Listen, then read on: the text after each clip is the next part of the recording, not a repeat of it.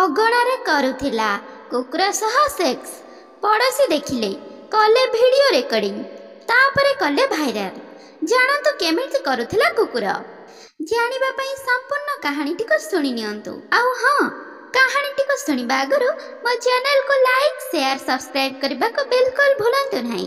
ଆଉ ପାଖରେ ଥିବା ବେଲ୍ ଆଇକନ୍କୁ ଅନ୍ କରିବାକୁ ଭୁଲନ୍ତୁ ନାହିଁ, ଯାହାଫଳରେ ମୁଁ ଯାହା ଭିଡ଼ିଓ ଛାଡ଼ିବି ଆପଣଙ୍କ ପାଖରେ ଶୀଘ୍ର ନୋଟିଫିକେସନ୍ ପହଞ୍ଚିଯିବ, ଯାହାଫଳରେ ଆପଣମାନେ ଶୀଘ୍ର ମୋ ଭିଡ଼ିଓକୁ ଦେଖିପାରିବେ। ଚାଲନ୍ତୁ ଜାଣିବା କ'ଣ ରହିଛି ସେହି ଘଟଣା। କୁକୁର ସହ କେମିତି କରୁଥିଲେ ସେକ୍ସ। ଅଗଣାରେ କୁକୁର ସହ ସେକ୍ସ କରୁଥିଲେ। ପଡ଼ୋଶୀ ଭିଡ଼ିଓ ରେକର୍ଡିଂ କରି ଭାଇରାଲ କଲେ। ଥାନାରେ ହେଲା ମାମଲା। ଜାଣନ୍ତୁ କାହାଣୀ କ'ଣ ରହିଛି। ପଶୁ ଭିତରେ ମାନବିକତା ଦେଖିବାକୁ ମିଳୁଥିବା ବେଳେ ଏବେ ମଣିଷ ପଶୁଠାରୁ ବି ଆହୁରି ହୀନ ପାଲଟି ଗଲାଣି।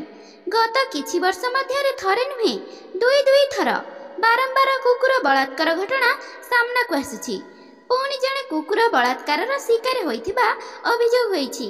ଗୋଟିଏ ସପ୍ତାହ ମଧ୍ୟରେ ଏହା 2 ଥର ଘଟଣା ବୋଲି ଜଣାପଡ଼ିଛି।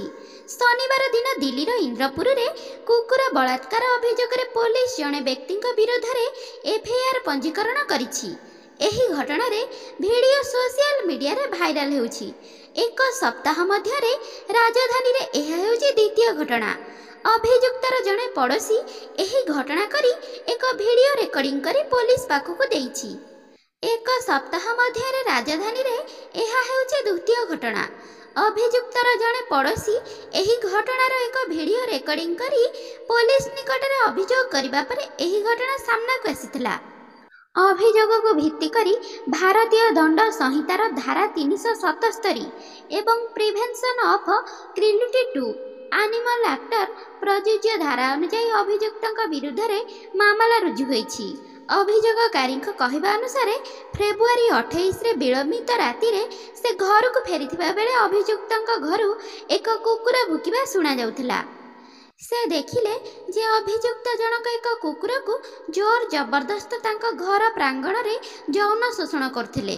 ଅଭିଯୋଗକାରୀ ଏହି ଘଟଣା ବିଷୟରେ ସୋସିଆଲ ମିଡ଼ିଆରେ ପୋଷ୍ଟ କରିଥିବା ପିପୁଲ୍ସ ଫର୍ ଆନିମଲ୍ର ସଦସ୍ୟ ସୁରଭି ରାୱତଙ୍କୁ ସୂଚନା ଦେଇଛନ୍ତି। ରାୱତ କହିଛନ୍ତି, ଆଶ୍ଚର୍ଯ୍ୟର କଥା, ଗୋଟିଏ ସପ୍ତାହ ମଧ୍ୟରେ ମଣିଷ କୁକୁରମାନଙ୍କୁ ବଳାତ୍କାର କରିବାର 2ଟି ମାମଲା ସାମ୍ନାକୁ ଆସିଛି। ଯଦି ରାଜଧାନୀରେ ଏହା ଘଟୁଛି, ତେବେ ଅନ୍ୟ କେଉଁଠାରେ ଅବସ୍ଥା କ'ଣ ହେବ କଳ୍ପନା କର। ଆଜିକାଲି କୁକୁର ମରିବା, ବିଷ ଦେବା, ଫାଶୀ ଦେବା ଏବଂ କାର୍ ଚଢ଼ାଇ ମାରିଦେବା ଅତ୍ୟାଚାର ବଢ଼ି ଚାଲିଛି।